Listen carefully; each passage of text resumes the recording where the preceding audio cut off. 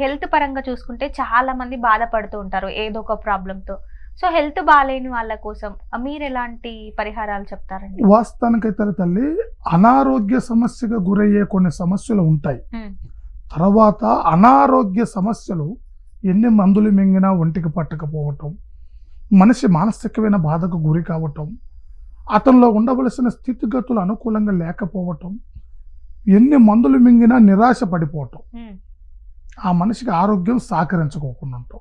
వీటికి సంబంధించి 3 రకాలు ఉంటుంది తల్లి. ఒక మనిషికి ముఖ్యంగా అనేది అతని మీద శాతబడి శుద్ర పూజ జరిగింది అని అనుకో, మనిషి అనారోగ్య సమస్యకి బాగా గురవుతాడు.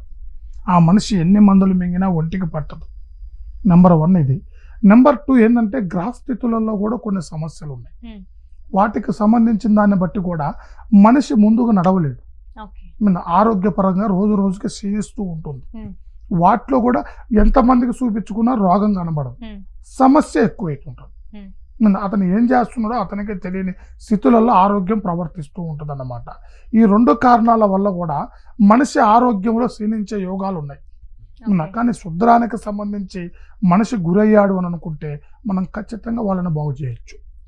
వాళ్ళకి మందు పరంగా ఒంటికి పట్టేటట్టుగా, వాళ్ళ ఆరోగ్యం కుదురు పడేటట్టుగా, ఆ మనసులో అనుకూలమైన నడవల్లో నడిచేటట్టుగా మనం చేస్తే వాళ్ళ చక్కటి పరిష్కారాన్ని జరిగి వాళ్ళ ఆరోగ్యం కూడా కుదురు పడుతుంది.